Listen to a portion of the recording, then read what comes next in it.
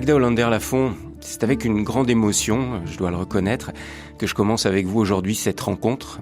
Vous êtes l'une des rares survivantes de cette déportation massive de plus de 430 000 juifs hongrois à destination d'Auschwitz-Birkenau. Vous aviez 16 ans en 1944 et pendant un an, votre vie a basculé dans l'horreur des camps de la mort. Il vous a fallu plus de 30 années pour mettre des mots sur ce que vous avez vu, ce que vous avez vécu. En 1977, vous aviez publié un court témoignage dans un petit livre intitulé « Les chemins du temps ». Et voilà que, 35 ans après, vous complétez ce témoignage par un texte intitulé « Des ténèbres à la joie », publié chez Albin Michel. Est-ce que l'on peut dire, Magda Hollander-Lafont, que votre libération des camps de la mort n'a pas eu lieu qu'en avril 1945, mais qu'elle a eu lieu en plusieurs étapes dans votre vie? Ma libération des camps, ça se fait en plusieurs étapes. Ça ne se fait pas de jour au lendemain. Ça se fait par étapes. Et ce sont des étapes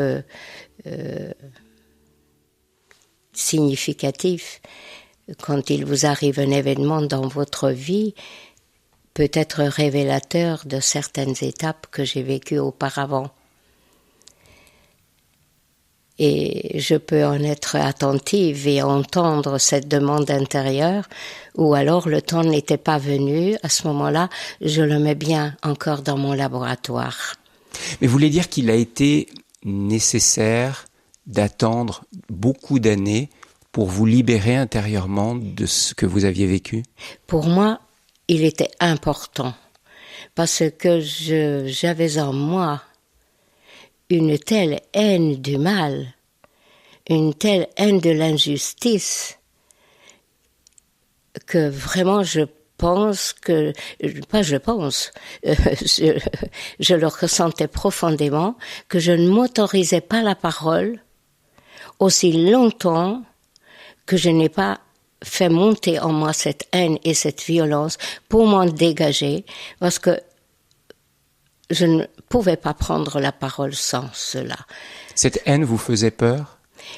Oui, ça me faisait peur parce que je savais bien, je sens bien où la haine peut nous emmener, là où justement nous ne voulons pas aller. Et quand vous êtes prise par cette pulsion-là, vous ne savez pas du tout où ça vous êtes mené. Parce que vous-même, vous aviez été victime de la haine. C'est la haine antisémite qui vous a conduit à Auschwitz. Et moi, j'avais la haine du mal, justement. Mais j'étais une adolescente et que je voyais, je trouvais une telle injustice devant mes yeux. Je voyais les enfants, les vieillards rentrer dans ces chambres à gaz et je savais bien que je les reverrais plus jamais et qu'ils priaient et ils imploraient l'Éternel. J'avais vraiment des comptes à régler aussi avec Dieu. Alors là, vous savez, j'ai un formidable j'avais un compte à régler avec lui aussi. Parce que vraiment, aussi sourd, je ne pouvais pas imaginer que s'il existait, il pouvait rester aussi indifférent devant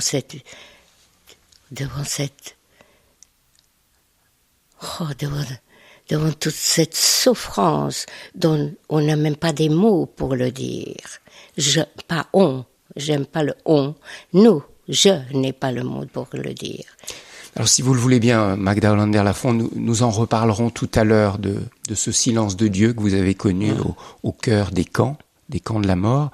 Entre le 15 mai et le 9 juillet 1944, les nazis, aidés par des collaborateurs hongrois, ont déporté 437 403 juifs hongrois. Vous, Magda Hollander-Lafont, c'est fin mai 1944 que vous avez été entassée dans un wagon à bestiaux avec votre mère et votre sœur. Vous aviez 16 ans. Est-ce que vous saviez où vous alliez? Pas du tout. Pas du tout. Tout s'est installé sur un immense mensonge. On nous a toujours dit que nous allions travailler. Vous imaginez que tout le monde serait révolté autrement. mais on nous a dit que nous allions travailler. Et c'était terriblement pervers, parce qu'on mettait les familles, les parents, les grands-parents ensemble. Vous imaginez que personne ne voulait quitter son père et sa mère et les enfants. Tout le monde voulait rester ensemble et vivre ensemble cet événement et s'entraider dans ce qui nous attendait. C'est pour ça qu'il y a très peu qui s'autorisaient de se sauver, et certaines même qui sont sauvées avaient de culpabilité après d'avoir laissé les autres, et Dieu merci qu'ils se sont sauvés. Mais est-ce qu'il y avait déjà des rumeurs à ce moment-là, disons qu'on vous emmenait vers des camps de la mort? Oui. Il y avait des rumeurs, mais personne ne voulait croire. C'est ce qui est incroyable, c'est que personne ne voulait croire. Combien nous sommes résistants à l'horreur de l'événement. J'étais une adolescente et mes parents ne parlaient pas beaucoup parce qu'ils nous préservaient. Mais j'ai entendu, mais personne ne pouvait imaginer ce qui allait nous arriver. Mais ils n'auraient jamais pu faire détruire tant d'êtres humains si on le savait. Vous imaginez? Mais c'est pas possible. J'arrivais à Birkenau sur les quais là-bas. Mengele m'a demandé quel âge j'avais et les anciens qui étaient là-bas murmuraient. Tu as 18 ans, tu as 18 ans. Et alors j'ai dit 18 ans. Et c'est pour ça que je me suis dit, je vais aller travailler. C'est là où on vous a séparés? C'est là qu'on m'a séparé de l'homme. Mais on ne savait rien. Mais ce qui m'a le plus blessée, alors là, j'ai un blanc dans ma mémoire. Ma mémoire est remplie de gruyère, remplie de blanc, parce que j'étais tellement choquée qu'il y a des passages de ma vie impossible de m'en souvenir. C'est-à-dire que vous ne vous souvenez plus de ce qui s'est passé quand vous êtes arrivé à Auschwitz-Birkenau? Ah si, là je me souviens très bien. Mais il y a des passages, par exemple, quand on m'a retiré de l'école, quand on commençait à nous persécuter. C'était pour moi, c'était une horreur. Ça, c'était avant la déportation. C'était avant la déportation. Et le deuxième choc que j'ai eu, que les personnes qui étaient nos voisins riaient de nous et venaient vider la maison, notre maison. Même on est à peine dans la rue, on était dans la rue, on s'est déjà acharné de tirer de ce qu'il y avait, parce que à la fin de la guerre, vous étiez très pauvres et on n'avait plus grand chose. Les Juifs ne pouvaient pas enseigner, il n'y avait plus de situation. Donc, ils s'emparaient avec ce qu'on avait en riant. Et la veille, on était voisins. Comment, pour moi, adolescente, j'ai vu ça, je crois que j'avais un arrêt en moi, quelque chose. C'est comme s'il y a quelque chose qui s'est arrêté en moi. Il est resté en moi un questionnement éternel de cette transformation. Maga Hollander-Lafont, à quel moment vous avez su que votre mère et votre sœur avaient été tuées? Quand je suis arrivée à Birkenau, Mengele m'a demandé en hongrois quel âge j'avais. J'ai dit tout de suite 18 ans. Et il m'a mis à droite. Et ma mère et ma sœur étaient à gauche. Mais je ne pensais pas du tout que je ne verrais pas. D'autant plus que je voyais des camions avec des croix rouges. Et j'avais même failli dire à ma mère, tu es fatiguée, maman, vas-y avec le croix rouge, pas parce que tu es fatiguée, fais-toi aider. Parce que j'en étais certain que j'allais les retrouver. Je vais pleurer.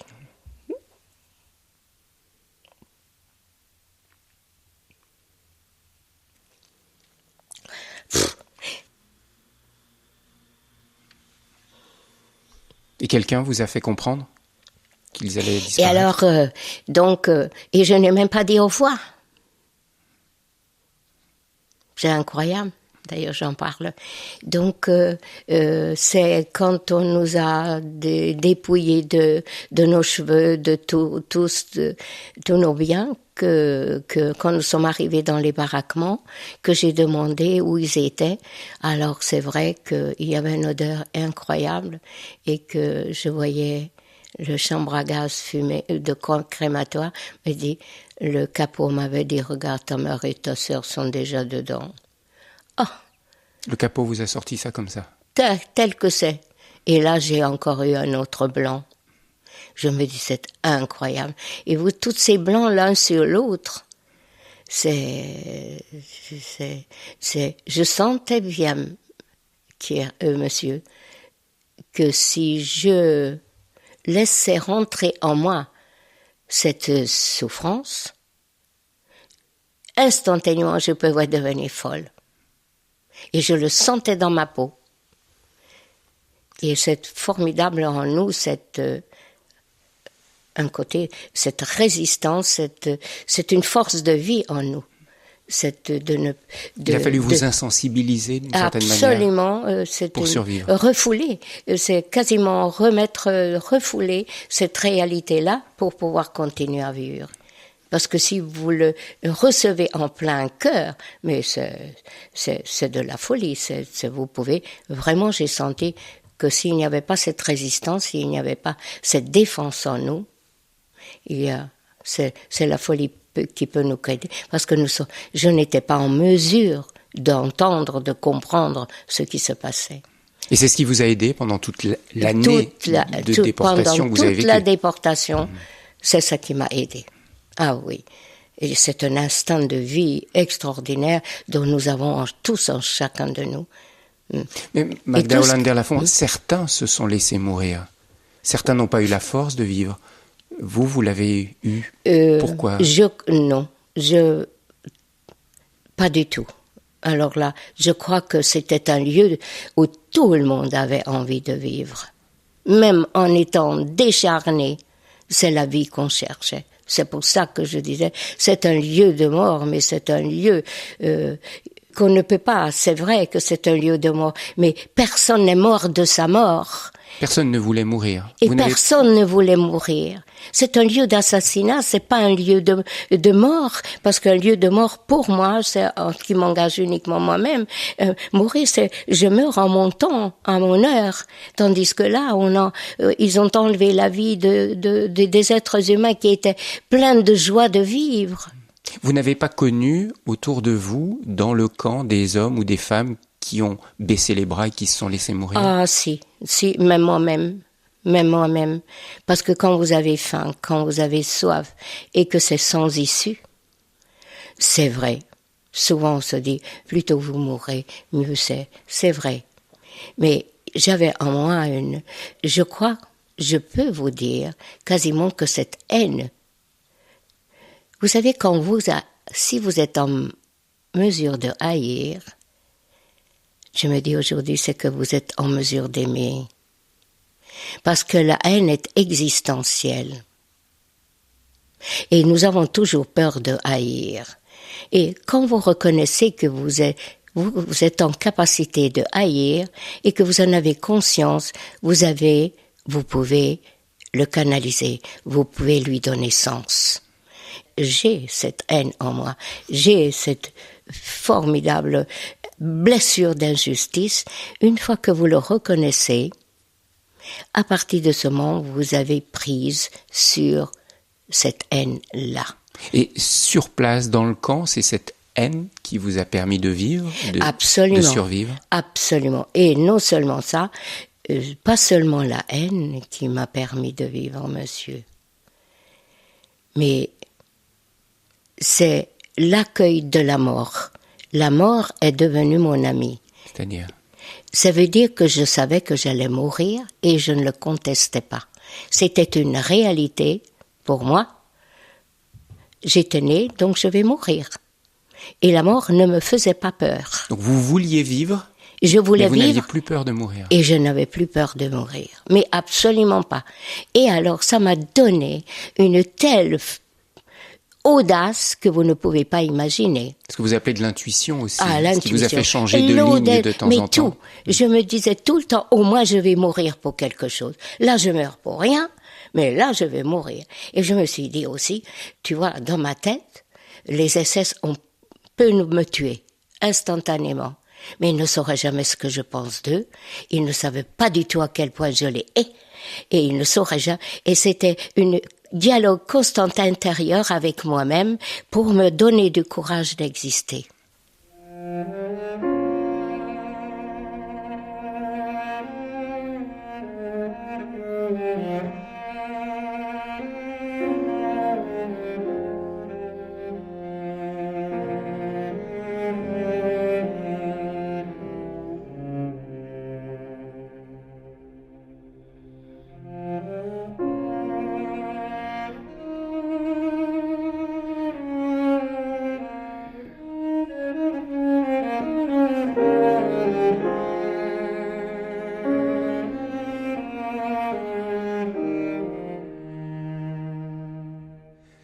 Magda Hollander-Lafont, en 1977, 30 ans après votre libération, vous avez pu mettre des mots à ce que vous avez vécu, vous avez écrit Les chemins du temps. Un an après, en 1978, Louis Darquier, dit Louis Darquier de Pellepoix, nommé en mai 1942 par Pierre Laval, commissaire général aux questions juives, a déclaré dans une interview de l'Express, que j'ai retrouvée, que j'ai lu intégralement, il a déclaré ceci: « Je vais vous dire, moi, ce qui s'est exactement passé à Auschwitz. On a gazé, oui, c'est vrai, mais on a gazé les poux. » Vous aviez lu cet article en 1978 dans l'Express quand il était paru? Oui. Comment oui. vous l'avez reçu, vous qui aviez été à Auschwitz? Eh bien, ça alors, ma haine est revenue de l'injustice. Mais j'ai déjà œuvré intérieurement. Je me suis dit, Magda, ça c'est injuste. Mais comment vais-je œuvrer maintenant? Et mes amis qui étaient autour de moi, parce que je fais partie de l'amitié judéo-chrétienne, et qui m'ont dit, Magda, maintenant tu dois parler. Mais pour moi, la parole, parler est une épreuve. Là, je parle avec vous, je me laisse dire. Mais c'est étonnant, parce que pour moi, parler, c'était très difficile, parce que je ne pouvais pas transmettre n'importe quoi. C'est vrai, et qu'il y a horreur qui n'a pas de mots. Mais pour moi, la vie était extrêmement importante et je n'avais pas encore, je ne pouvais pas encore suffisamment ajuster les deux réalités. Le fait d'avoir déjà écrit 30 ans après, ça vous a aidé, mais ça ne suffisait pas. Non, ça ne suffisait pas. Non. Et là, cette déclaration. Alors là, je me dis là, mais j'avais besoin d'aide. Toute seule, vous ne pouvez rien. Avec une main tendue, vous pouvez beaucoup. Alors mes amis m'ont encouragée. Et non seulement ça, la nuit j'ai rêvé. Je rêvais souvent des camps.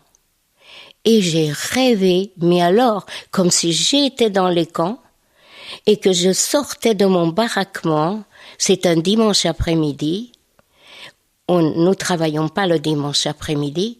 Mais personne ne pouvait s'asseoir. Tout le monde devait bouger, mais personne n'avait le droit d'asseoir toute l'après-midi. Comme vous n'avez pas de force, vous cherchez à vous asseoir. Et en sortant de mon baraquement, j'avais en face de moi un squelette, une femme, qui faisait des gestes de venir vers elle, comme ça. Avec sa main, elle vous a Avec signe sa de venir. main, venez. Ah, je me dis, mais qu'est-ce qu'elle veut? Peut-être elle a besoin de quelque chose. Si elle appelle, on ne peut pas laisser passer. Et j'allais vers elle. Et elle m'a regardé avec un regard d'au-delà. Et dans l'autre main, elle était fermée. Et tout doucement, vous savez, quand vous êtes... Enfin, vous ne pouvez à peine bouger. Tout est raidi en vous. Et elle me dit, tu vois, tu es jeune. Tu dois vivre pour dire au monde ce qui se passe ici. Et elle a ajouté à peine avec une voix ténue, pour que ça n'arrive plus jamais au monde. Elle n'a pas dit plus jamais aux Juifs, elle a dit plus jamais au monde. Et je me suis dit, mais elle est folle. Et dans sa main? Et dans sa main. Et elle m'ouvre la main, et il y avait là-dedans 4 petits pains moisis déjà, qu'elle ne pouvait pas le manger. Elle m'a dit, prends-la, mange-le, et là tu dois vivre. Tu dois vivre. Alors je la regarde en lui disant, mais ici on meurt. Elle m'a répondu, tu vas vivre. Elle m'a dit, tu vas vivre. Mais je n'ai pas compris. Je n'ai rien compris. Elle m'a dit, et j'ai senti qu'en même temps, elle me chargeait d'un poids immense, et que je vais mourir même 2 minutes après ou 1 seconde après. Et j'ai mangé le pain devant elle, et elle m'a regardé manger. Et elle avait un regard au-delà, mais d'un regard de bonté qui m'a touchée. Voilà ce geste gratuit de vie. Elle m'a donné là la vie. Et ce rêve m'est revenu, mais je la voyais devant mes yeux. Alors je me dis, Magda, là, tu dois témoigner. là, tu dois témoigner. Là, vraiment, tu dois écouter tes amis, tu as besoin d'aide pour le faire, mais tu dois témoigner. Ne fût-ce que cette personne qui m'a donné ici ce pain qui est la vie même, que je puisse dire combien le pain est vie et combien un être humain elle m'a donné la vie. Elle m'a donné avec ces 4 petits bouts de pain.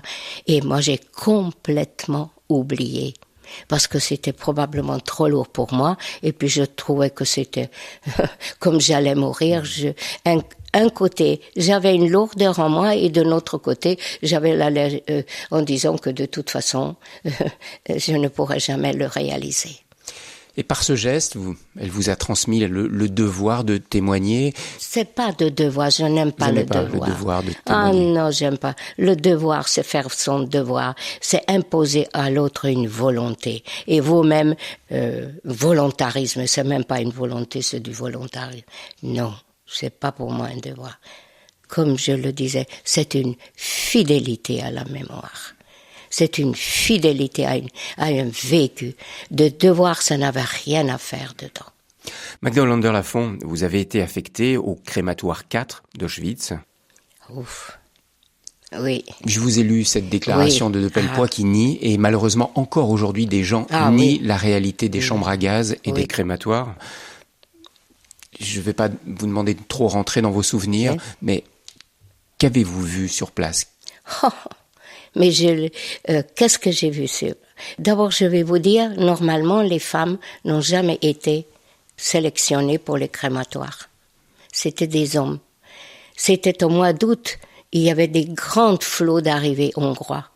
Et je crois qu'il y avait là un laisser-aller et un SS qui est venu, je cassais les cailloux. Et il est venu prendre toute une rangée de femmes et me dit de venez. Et ils nous ont emmenés, on a dit ça y est, notre vie est terminée, parce que chaque fois quand on sélectionnait, c'était toujours pour la mort.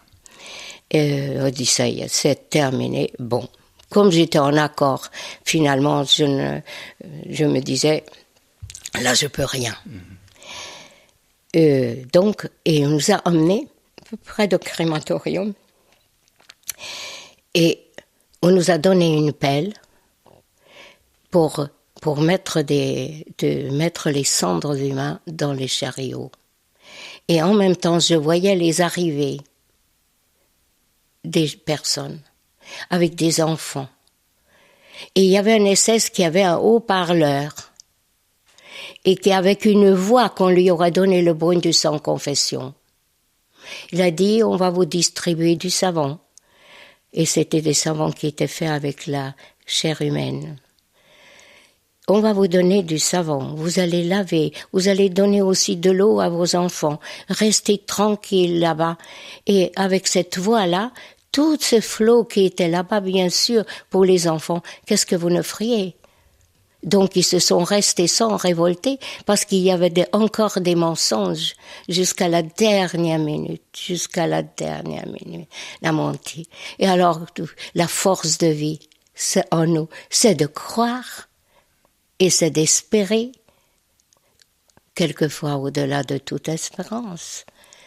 Je me dis, je reviendrai sur le mot espérance tout à l'heure, vous me le rappeler. Et nous étions je ne sais combien et nous dormions dans des petits casiers derrière le crématoire là.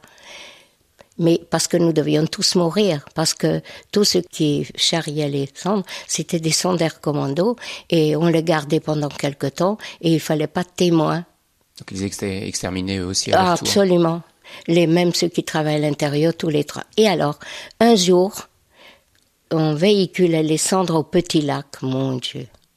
Dans le petit lac de Birkenau. Et au retour, il y avait des grandes arrivées. Et il y avait un désordre. Et comme je n'étais pas marquée, comme si je n'existais pas, mais je n'en avais pas conscience, je me dis, bon, eh bien, il y a des grandes arrivées là, les SS s'est disparu pendant quelque temps, et j'ai filé et je suis retournée quasiment, tranquillement, Je me dis, au moins je vais mourir, au moins pour quelque chose, et je vais retourner près de ceux qui cassent les cailloux. De tout en tournant, mais je ne sais même pas comment j'ai été guidée. Je suis sûre que j'ai été guidée par l'au-delà, parce que par toute seule moi-même, je n'aurais jamais pu le faire. Et ce qui explique que vous n'avez pas été tuée à ce moment-là. Et je n'étais pas tuée. Et je n'étais pas tuée. Et j'ai pris le marteau et j'ai commencé à taper les cailloux comme si jamais on m'a retrouvée.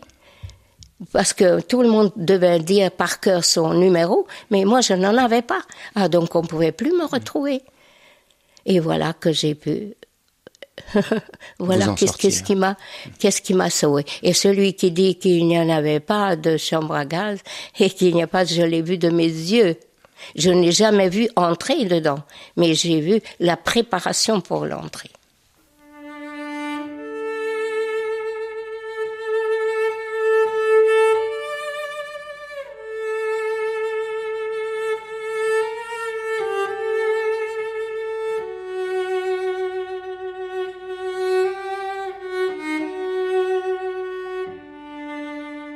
Visage, RCF. Magda Hollander-Lafont, nous en avons un tout petit peu parlé au début de cet entretien. C'est votre relation à Dieu dans le camp. Vous étiez juive, mais... Je suis juive. Pardon, vous êtes juive baptisée. Baptisée. C'est ce que vous dites aujourd'hui. Je suis juive chrétienne. Vous êtes juive chrétienne. J'ai appris plus tard, parce que je connaissais rien du tout, que Jésus était juif et qu'il s'est fait lui-même baptiser. J'ai appris ça après. Alors, revenons à ce que vous avez ressenti dans le camp vis-à-vis de Dieu. Comment, quand on est prisonnier dans un camp de la mort, on peut encore se tourner vers Dieu? Quel regard aviez-vous sur Dieu à ce moment-là? Eh bien, vis-à-vis de Dieu, j'avais un regard injuste, très injuste. Je me dis, si Dieu, si tout... Mais ça m'a troublée, quand même, parce que tous ces hommes et des femmes rentraient en priant. J'étais à la fois, je le traitais de sourd, de sourd, de tous les mots. Et je crois que ça m'a aidé à vivre aussi, d'être en colère contre quelqu'un. Mais la manière dont il priait, cette ferveur-là, je me suis dit, a dû me toucher au-delà de moi. Parce que c'est impossible que toutes ces personnes âgées, tous ces enfants, jusqu'à la dernière minute, ils priaient. Non, ça alors, j'étais... Mais vous ne savez pas ce que vous absorbez. Mais là, je crois que j'ai absorbé quelque chose qui me dépassait largement. Leur prière? Leur prière. Ah oui, alors là, ça m'a absorbé. On me disait, c'est pas possible. Mais je voulais pas lui donner raison.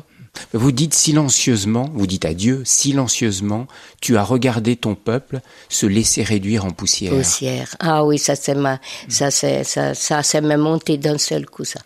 Ah oui, silencieusement. Vous lui en vouliez à ce moment-là? Ah, silencieusement, tu ne fais rien. Mais j'étais une adolescente, en plein âge de crise. Donc j'avais quelqu'un face à qui je pouvais vivre ma crise d'adolescence. Et il m'a bien compris. Mais aujourd'hui alors, Magda Hollander-Lafont, quel est votre regard, quelle est votre compréhension sur ce qu'on appelle ce silence de Dieu dans l'expérience des camps? Aujourd'hui, bien sûr, j'ai compris après que Dieu Dieu a créé l'homme en 2 fois. D'abord, et il se disait dans la Genèse que est-ce que je vais le faire? Et il a créé tout à la fin. Et ce passage de Genèse-là m'a beaucoup, beaucoup, beaucoup touchée. Et est-ce que je vais le créer? Est-ce que je vais pas le faire?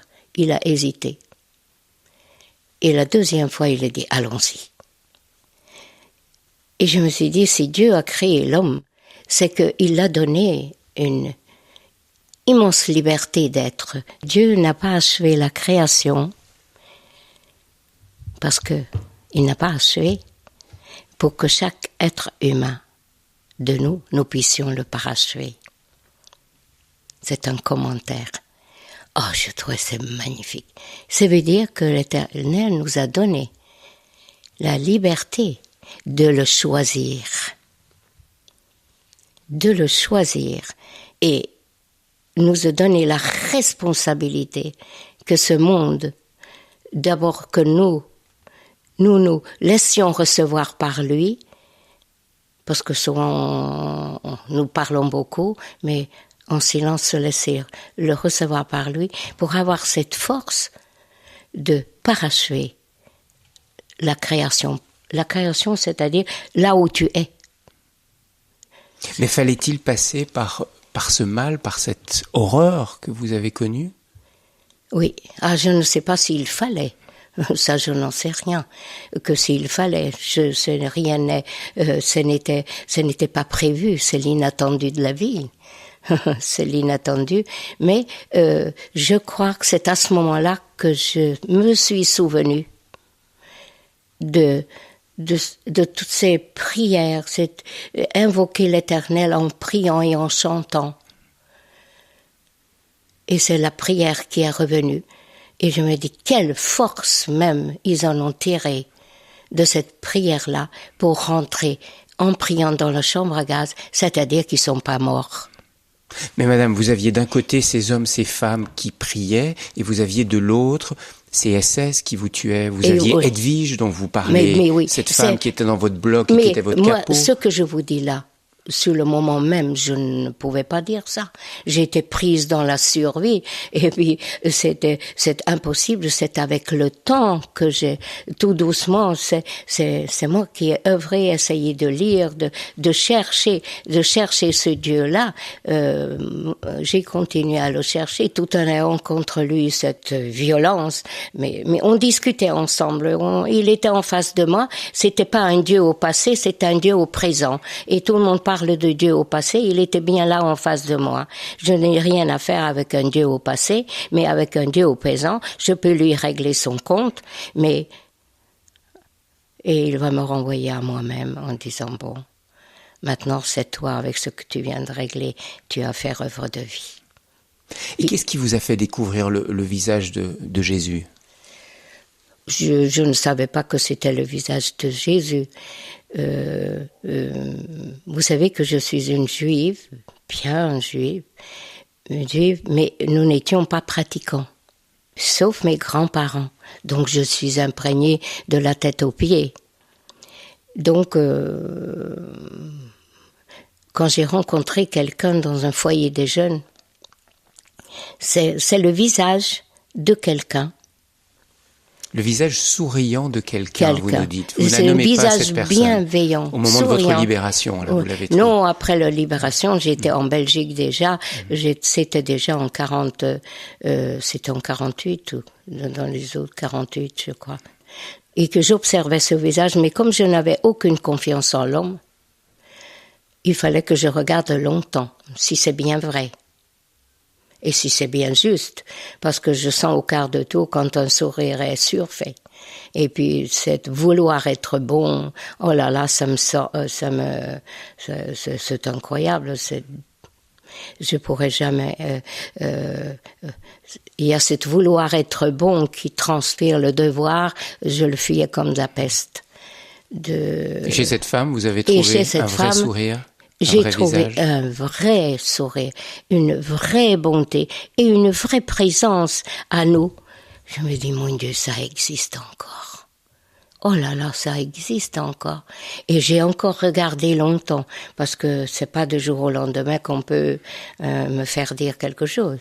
Et dit, ça c'est vraiment su. Et puis toujours, et comme j'avais peur de parler, j'observais d'abord, et un jour je lui ai demandé la signification de sa croix, parce que dans mon pays on avait peur de la croix. Alors c'est à ce moment-là, elle m'a dit que c'était Jésus-Christ. Alors j'ai dit qui était ce type-là. Dans mon pays on en avait peur. Alors qui était? Et elle devait me sentir. Parce qu'elle m'a dit, moi je ne peux pas vous en parler. Écoutez, quand vous voudrez, eh bien je vais vous prêter un évangile. Je ne savais pas ce que c'était, vous voyez. J'étais absolument innocente. Je ne savais rien du tout. J'ai tout appris. Et je n'ai pas encore fini d'apprendre. Et qu'il m'a donné ça et de lire, lisez. Je commençais déjà à parler le français, je commençais à déjà comprendre, pas tout, mais un petit peu. Et alors, je file avec cet évangile dans ma chambre et je l'ouvre au hasard. Tout ça comme ça, devant mes yeux. Et puis, je commençais à lire et j'ai lu.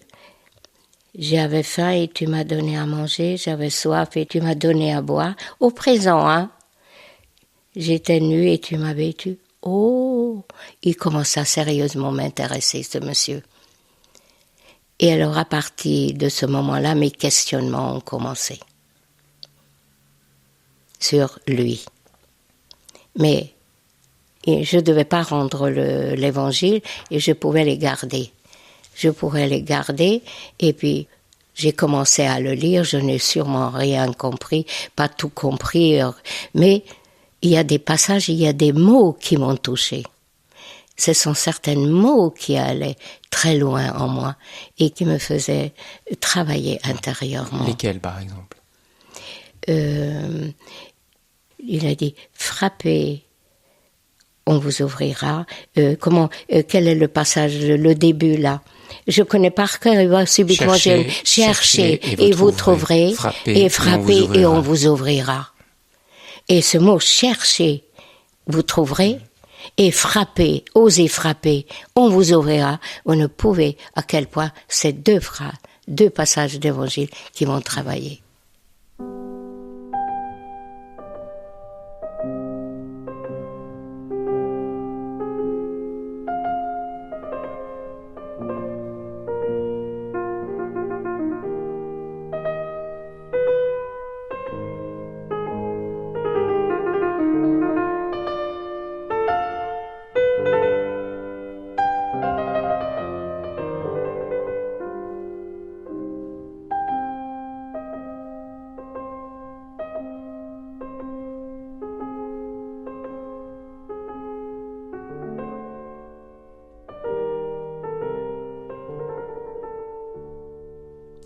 Magda Hollander-Lafont, vous avez parlé au début de cet entretien de la haine qui vous habitait et qui vous a fait survivre dans les camps de la mort.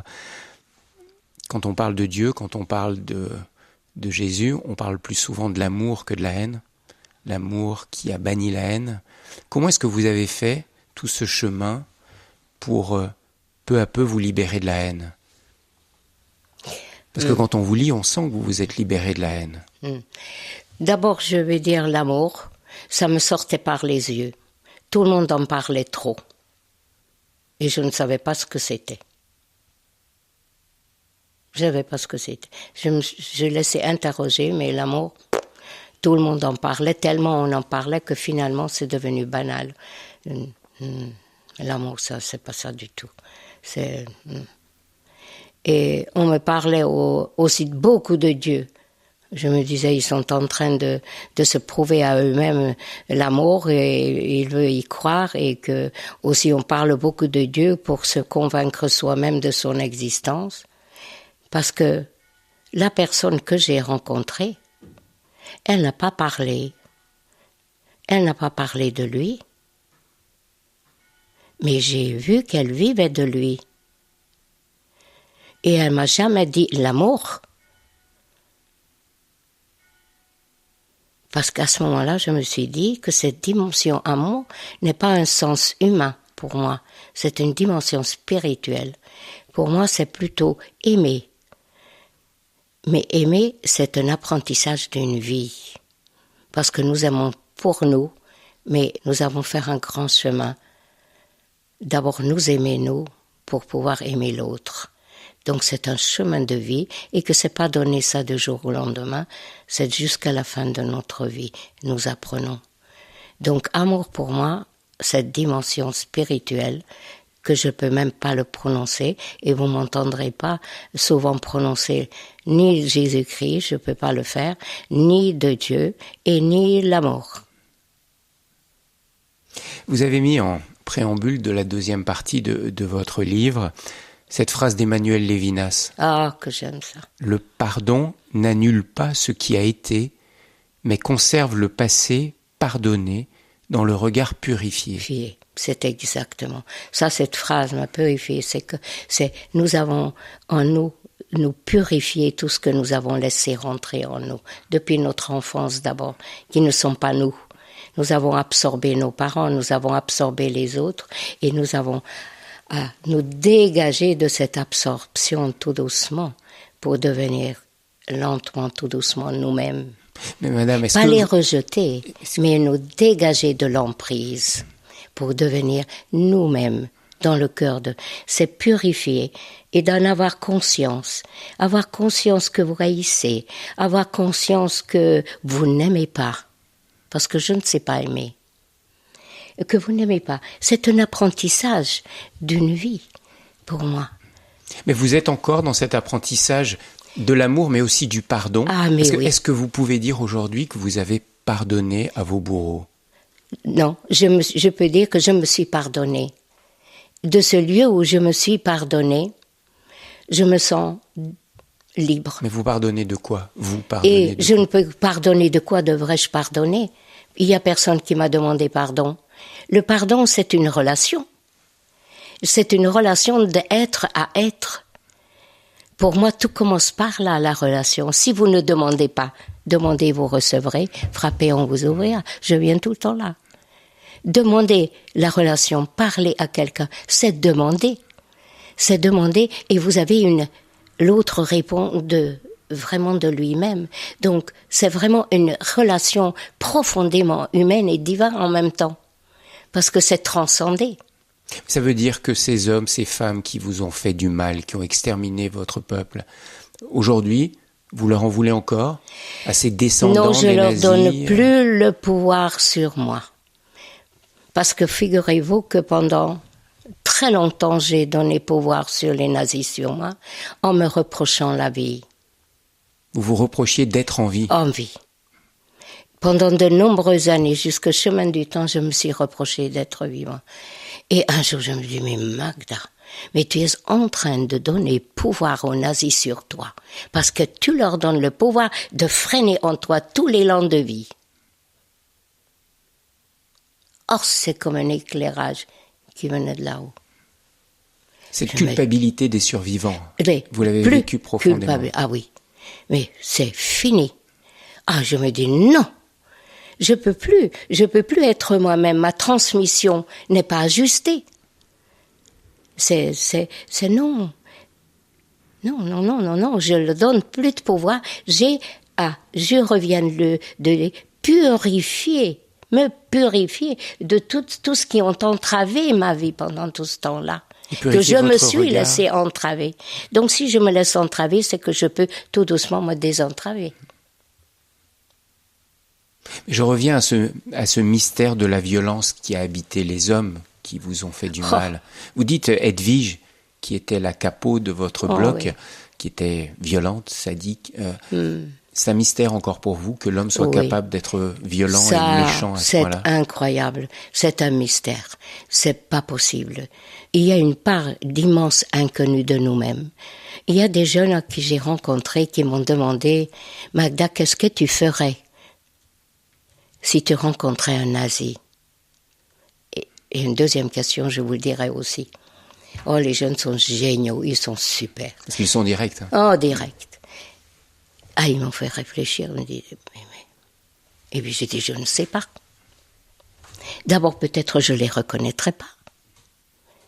Et vous savez, humblement, je peux vous dire que tout le travail intérieur que j'ai fait, j'espère que je me conduirai humainement. Mais je n'en sais rien. C'est la part immense inconnue de nous. Et ça nous remet humblement à notre place, que rien n'est advenu, que tout est à faire advenir. Vous avez rencontré des Allemands, je ne dis pas des nazis, mais des Allemands. Ah oui. Quand vous avez fait des voyages, rencontré des jeunes. Oui, on a des grands amis allemands, parce que je leur ai toujours dit qu'il fallait jamais confondre les nazis avec les Allemands.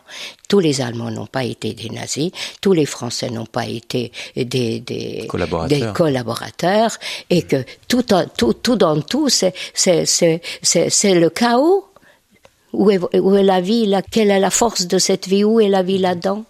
Même chose avec les Hongrois, parce que vous avez été trahi par les Hongrois. Là, c'est plus difficile pour moi. Là, j'ai noté dans mon livre, là c'est plus difficile, parce que je crois ils ont touché quelque chose dans mon enfance. Une immense déception. Parce qu'il y avait là-dedans, dans mon enfance, un investissement de grande amitié. Donc c'était trahi. Il y a là une trahison. Je ne les en veux pas. D'abord, j'en voulais le pays, mais je dis, mais Magda, le pays, il n'y a pour rien. Ce sont les habitants. Mais quand je suis allée en Hongrie, j'avais des frissons. Quand je vais en Allemagne, je n'ai plus ce frisson. Visage, Thierry Lyonnais. Magda Hollander-Lafont, j'aimerais revenir un instant sur cette image du Christ que vous avez découvert, de Jésus que vous avez découvert à travers les évangiles. Il y a quand même ce passage important dans sa vie qui est la mort sur une croix. Jésus est mort sur une croix. Il est passé lui-même par l'abnégation, le rejet, la torture et la mort. Qu'est-ce que ça vous dit, à vous qui êtes passé par les camps de la mort ? Eh bien, ça, je reviens à un passage d'évangile qui continue toute ma vie, remettre les choses, la réalité bien en place. C'est le jardin des Oliviers. Jésus va avec ses apôtres dans le jardin des Oliviers et il souffre parce qu'il sent qu'il touche que sa vie est en danger. Qu'on va venir l'arrêter. On va venir l'arrêter et que sa vie est en danger.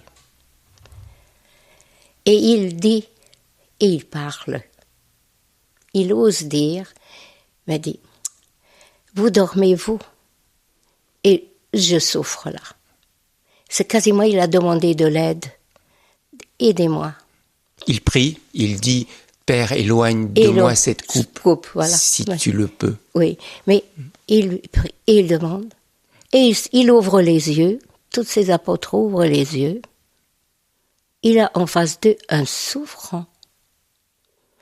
Et ils sont capables de se redormir. Deuxième fois, il transpire du sang. Tellement il est dans l'angoisse. Et il leur dit, mais vous dormez, et voyez, je suis seul. Venez à mon secours. Oh. Les apôtres, ils dorment. Et là, il a dit, cette fois-ci, je vais vers Dieu, je vais vers le Père. C'est là que je trouverai le secours. Mais ce qui est extraordinaire, c'est qu'il n'a aucun jugement et qu'il n'a aucune condamnation vis-à-vis de ces 12 apôtres. Et comment vous relisez ça, vous, dans votre vie ? Je relis dans ma vie que les condamnations, aucun sens, ça n'a jamais appelé la vie. Et en condamnant l'autre, vous vous condamnez vous-même. Et en jugeant l'autre, je dis toujours aux jeunes aussi qui sont là, pour juger, c'est à la portée de tous les imbéciles. Mais voir le meilleur, voir au-delà de cette souffrance-là, il a souffert, c'est de voir la souffrance de l'autre.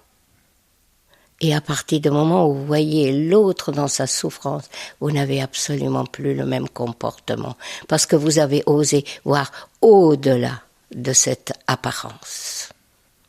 Et ce dont nous sommes responsables, c'est de nos valeurs. C'est de voir dans l'autre les valeurs pour mettre au service de l'homme et au service de l'humanité. Vos péchés, vous ne pourrez jamais mettre au service de l'autre. C'est ça, Magda Hollander-Lafont, que vous avez le plus envie de transmettre aux jeunes quand vous les rencontrez ? Absolument, la vie. La vie. Les appeler dans leur vie. C'est extraordinaire qu'ils sont beaux. Oh, c'est magnifique. Parce qu'ils sont des merveilles. Et je n'ai absolument pas peur pour notre demain. Nous avons des jeunes magnifiques. Et vous ne voyez qu'à l'extérieur, il n'y a pas de voyous. C'est nous, les adultes et la société, qui en sont responsables de ça. Et nous, les parents. Mais en les rencontrant, et je sais que vous en rencontrez beaucoup, vous en avez rencontré des milliers, qu'est-ce que vous avez envie de leur témoigner le plus ? C'est que leur vie est un cadeau et que je leur dis d'apprendre à aimer leur vie, de retrouver en eux le goût de leur vie. Et c'est une saveur que vous n'imaginez pas que ça doit être extraordinaire. Extraordinaire. Et alors, ils ont les yeux brillants de joie. Mais oui, on vaut quelque chose, Magda. Vous n'êtes pas quelque chose, vous n'êtes pas un objet, vous êtes un être vivant. Et ne vous désespérez pas. Aujourd'hui, ça ne va pas, ça ira mieux demain. Magda Hollander, dans le sous-titre de ce livre, 4 petits bouts de pain, vous avez marqué des ténèbres à la joie. Comment est-ce qu'on peut vraiment passer des ténèbres que vous avez vécues dans les camps de la mort à la joie qui vous habite aujourd'hui ? C'est un grand travail intérieur et c'est une constante remise en question de mon agir. Et aussi, chaque fois que j'ai conscience d'une erreur que je commets, je rends grâce, parce qu'en ayant conscience de cette erreur, qui est à l'envers, que je peux le mettre à l'endroit tout doucement. Je suis en face de vous grâce à mes erreurs. Et que j'essaye humblement en tirer une expérience de vie. La joie, ce sont des petites joies. Quand vous avez obtenu le soir les petits sourires à partir de ce moment-là, vous changez de regard. Vous ne voyez pas dans la journée tout ce qui était sombre, ce qui était ténébreux. Vous percevez tout de suite des petites lumières qui vous aident à vivre les instants présents. La manière dont on accueille, le regard gentil, tout ce sont des petits riens. C'est les petits riens qui vous éclairent la vie. C'est pas des grandes choses, c'est pas des grandes pensées, ce sont des présents, dans le présent des petits faits et des petits gestes. Et ça vous le dites aujourd'hui ou vous aviez commencé à le comprendre Mais quand j'ai vous déjà étiez dans les camps, j'ai éprouvé c'est aberrant, parce qu'un après-midi de dimanche, il n'y avait plus, ce jour-là, le crématoire ne sortait pas autant de fumée, et puis j'ai vu le ciel. Oh, le ciel était pour moi un ami. Ah, nous avons des grands dialogues entre nous. On se parlait beaucoup. Et puis, ça allait à toute allure. Oh, j'ai dit que tu es beau. Oh, c'est magnifique. Les nuages qui passaient dans le ciel. Oh, et tu bouges, alors moi aussi je peux bouger. Donc je peux y aller aussi. Et le matin, les étoiles, et une plume, et de tous ces petits riens du tout qui a donné, dans cette horreur-là, m'a donné la joie de continuer. Donc même dans les dénûments, quand vous êtes en accord avec vous, la mort, et que vous n'avez plus peur de mourir, vous trouvez en vous des forces que vous n'imaginez pas. Parce que nous avons tellement peur de mourir que cette peur-là nous paralyse à l'intérieur. Et aujourd'hui, vous n'avez toujours pas peur de mourir ? Ah non. Ah, aujourd'hui, après vous, je peux partir. Je dis ça comme ça. Je ne sais pas si... Je demande simplement qu'on me laisse pas trop souffrir quand même. Mais vous n'êtes pas pressé de partir. Mais je ne suis pas pressé, non. Magda Hollander, j'aimerais, pour terminer cette rencontre, lire les dernières lignes de ce livre que vous venez de publier chez Albin Michel, 4 petits bouts de pain, des ténèbres à la joie. Vous écrivez ceci. J'aimerais mourir dans la joie. La vie sur la terre m'a éprouvé. Elle m'a aussi beaucoup donné. J'ai été nourri de tant de chaleur, de sourires, de regards, de visages, que je me sens comblé. J'ai tellement de merci à exprimer que le ciel entier ne suffirait pas à les contenir. J'aimerais partir en aimant. Et c'est encore aujourd'hui, c'est ça. C'est l'apprentissage d'aimer et donner à l'amour son sens. Merci beaucoup, Magda Hollander Lafont, de nous avoir aidés à donner du sens à nos vies à travers votre expérience de vie. Merci.